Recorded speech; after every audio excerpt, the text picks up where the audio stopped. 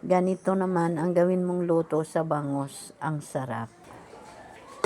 Kamatis, luya, bawang, onion, paminta, kalamansi or lemon, kung konting mantika, kung may olive oil mas maganda, at asin, konting asin. Then mix na natin siya para makombine lahat na ingredients natin.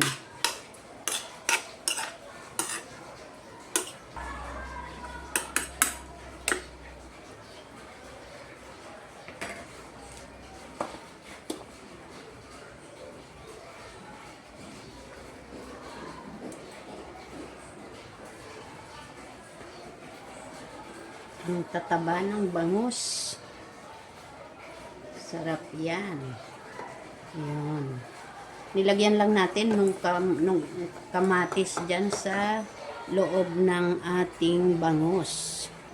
Then pwede nating lagyan ng onion leaves or parsley para mabango siya. Lagyan natin ng konting oil uli sa ibabaw.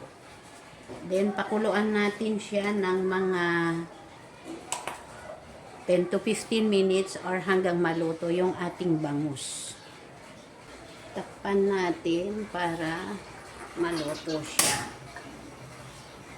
Ayan. Hindi lang masyadong malakas yung apoy para hindi siya masunog.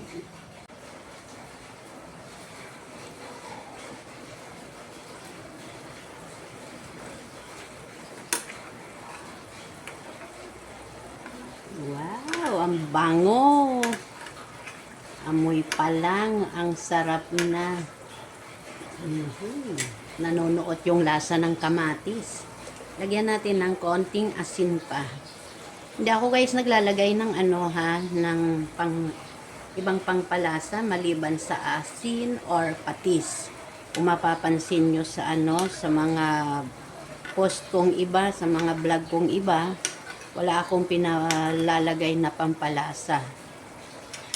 Yung cubes, minsan naglalagay ako ng cubes, pork cubes, chicken cubes, or beef cubes. Basta yung minsan lang para dagdag lasa. So lalagyan na natin guys nitong onion leaves. Yun. Kasi ako may tanim akong onion leaves, so hindi ako nawawalan.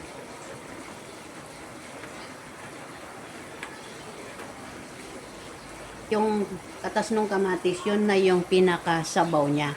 Pero kung gusto nyo ng mas may sabaw-sabaw konti, kasi masarap din yung may konting sabaw na ilalagay sa kanin, ay pwede nyong dagdagan ng tubig.